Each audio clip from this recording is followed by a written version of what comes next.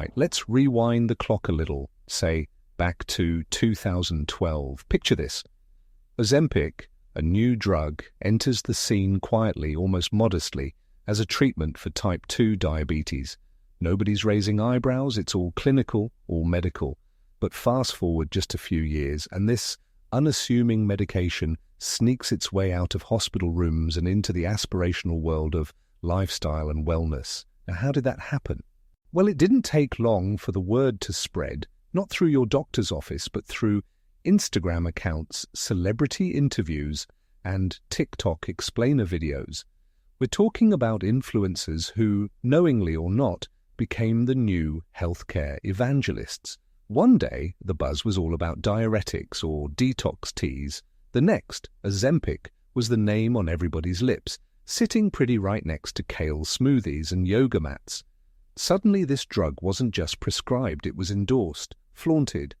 And it wasn't about diabetes anymore. It was about transformation, about control, about fitting into last year's genes. Some of you might be thinking, wait, isn't that a little disconcerting? And you'd be spot on.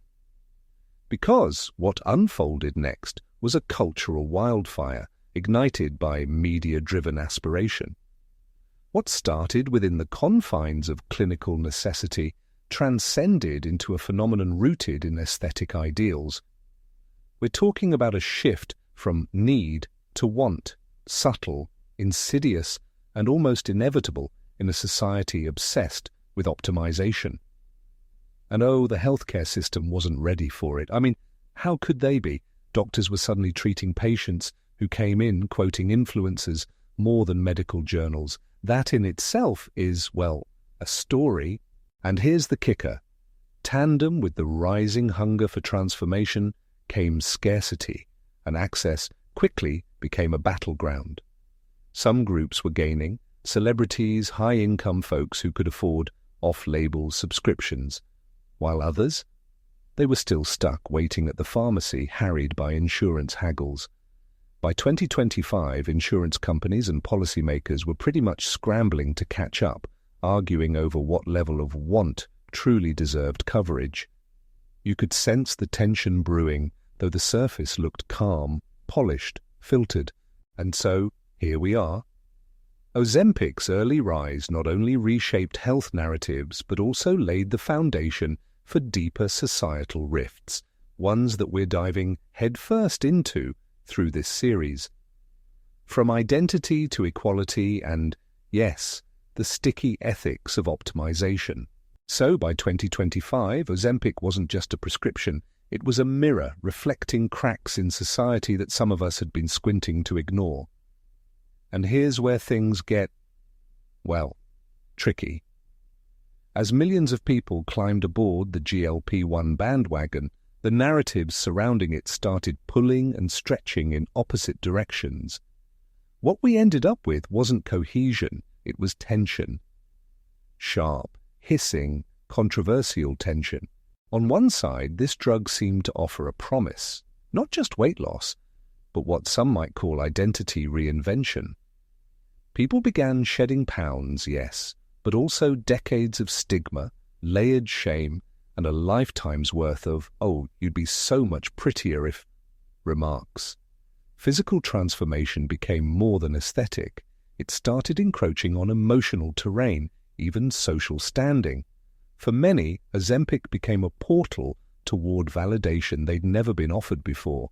But on the flip side, and man, there's always a flip side, those very transformations came at a cost that wasn't evenly distributed, let's say.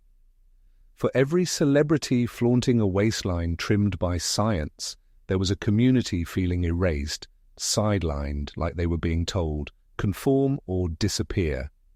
Activists and thinkers in the fat acceptance and disability justice movements didn't mince their words. They asked the hard questions others avoided. What happens when a body type becomes not just undesirable, but unnecessary in a world driven by pharmaceuticals? Aesthetic erasure is what some called it. And that hits deep, doesn't it? When your very existence can be chemically curated out of societal norms. And then there's the other enormous piece of this tension puzzle, access. The numbers don't lie, do they? This wasn't a scramble for equality, it was rationing in disguise. People with money treated GLP-1s like a new gym membership. Pay the subscription, reap the benefits. But for working-class families, marginalized groups, or anyone operating outside those glossy wellness circles, you know what it was? A locked door. How do you reconcile health for all under a system that still ties it to class, privilege, and a swipe of gold-plated insurance cards? And let's not shy away from mental health here. People started pairing Ozempic with nootropics, supplements, mindfulness routines, you name it, all science-backed or otherwise. But very few were asking how a body fueled by transformation feels when the transformation becomes routine. Anxiety, dysphoria, disconnection. As one public health advisor put it, you cannot regulate health while ignoring its emotional cost. That one stuck with me, like, really sat heavy, because it paints a picture of a society sprinting toward an optimized physique while limping emotionally, mentally. And these tensions weren't subtle. They roared louder than the health tech ads plastered across subways or the TikToks flaunting calorie calculators. They started questioning not just access or affordability, but meaning. What does health mean when it becomes programmable? Who holds the power to decide that balance between treatment and aesthetic control, need and want, autonomy and system? And more importantly, who gets left behind?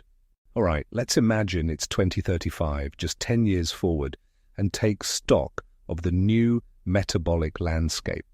By then, the echoes of Ozempic's transformative promise have morphed into, well, something bigger, messier, and undeniably human.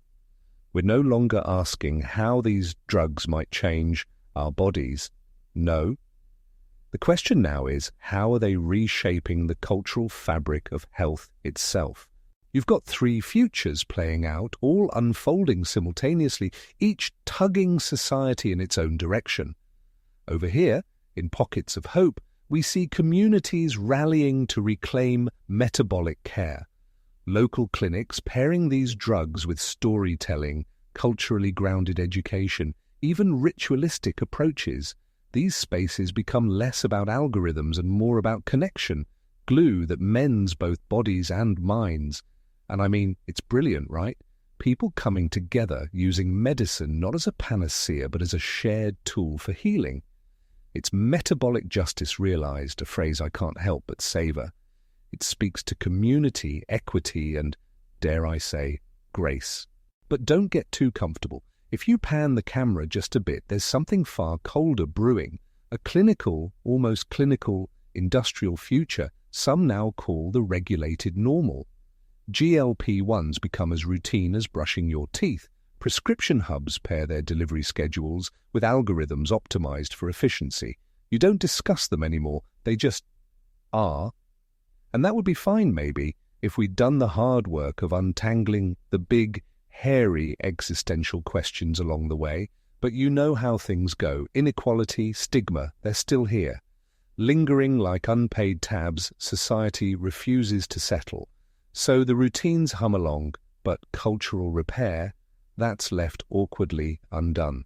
And yet, on the darker edge of possibility, you'll find the dystopian hunger underground. Just hearing the phrase is enough to send a shiver. Imagine a world where every calorie you consume, every drop of metabolic data, is fed into systems that maybe, just maybe, decide who belongs and who doesn't. GLP-1 access as a social gatekeeping mechanism, insurance tied to body metrics, status reduced to health scores refreshing faster than your heartbeat. Those left outside the biosurveillance web are creating underground networks, rejecting the tech outright, resisting biometric compliance.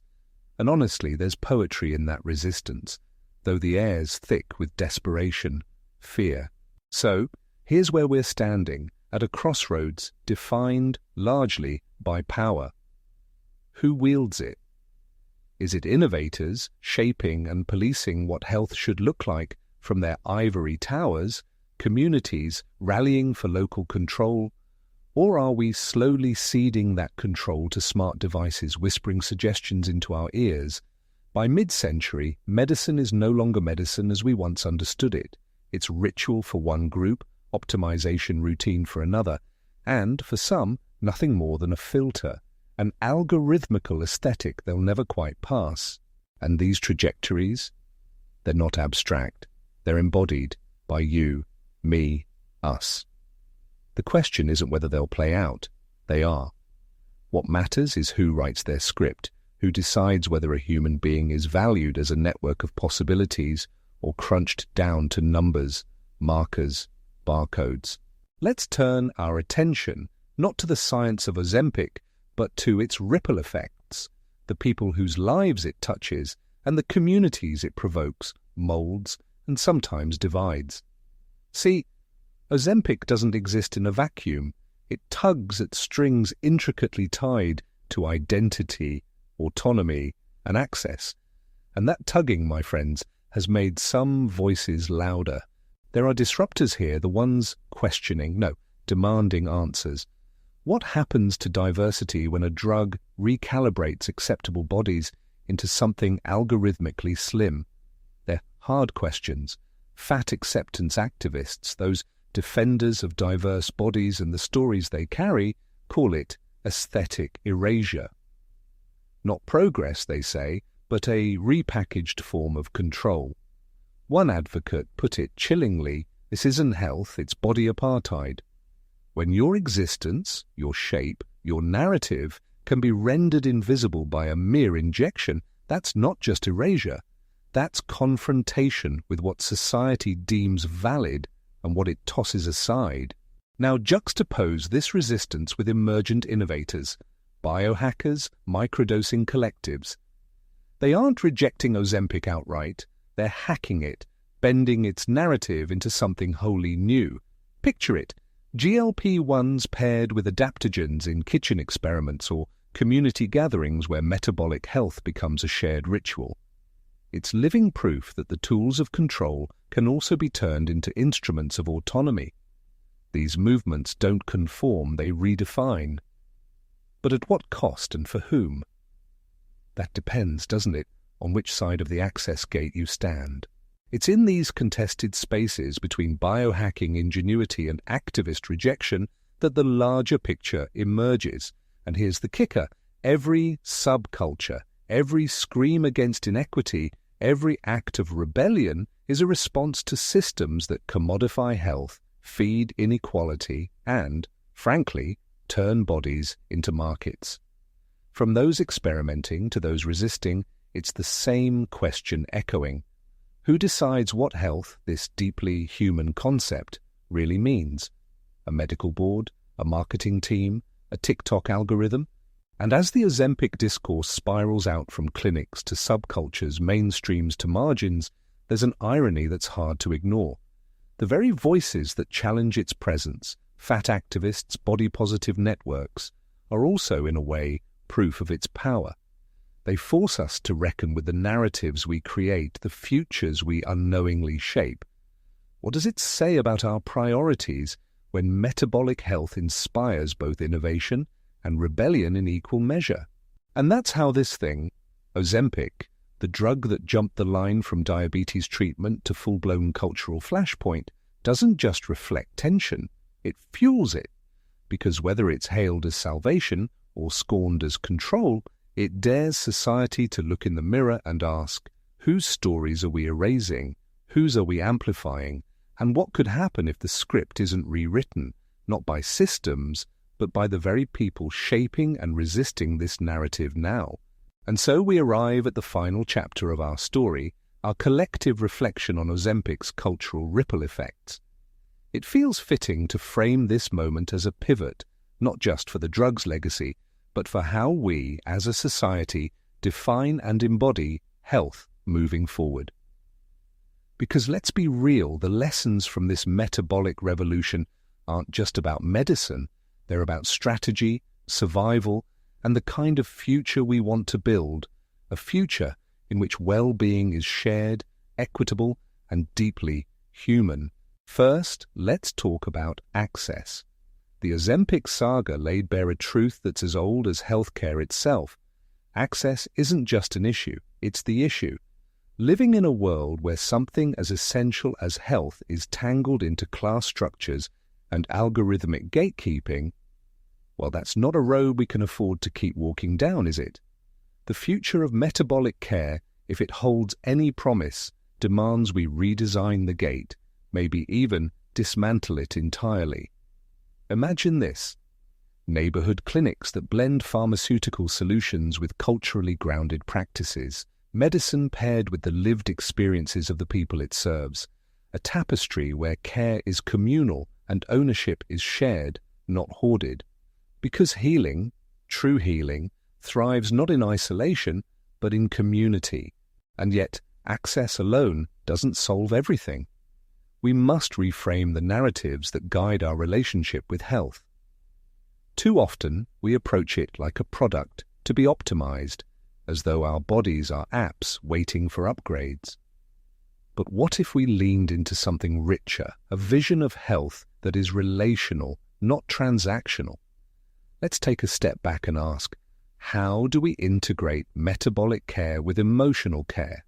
Because it's not just about losing weight or improving blood sugar, it's about addressing the anxiety, the societal pressures, the human yearning for belonging.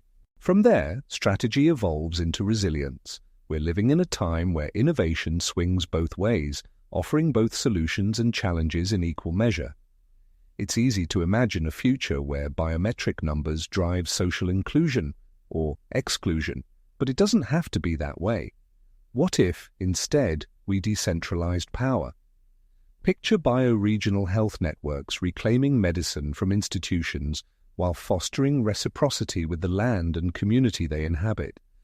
A future where medicine isn't something dispensed from above but co-created, customized to the unique rhythm of life in each community. That's not just survival, that's thriving.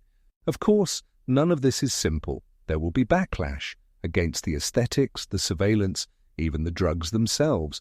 The cultural battles ignited by Ozempic will likely cycle and recycle in new forms, testing the strength of the foundations we set today. But here's the thing, any foundation worth its salt doesn't just plan for backlash, it embraces it as part of the process, weaving transparency and repair into its design.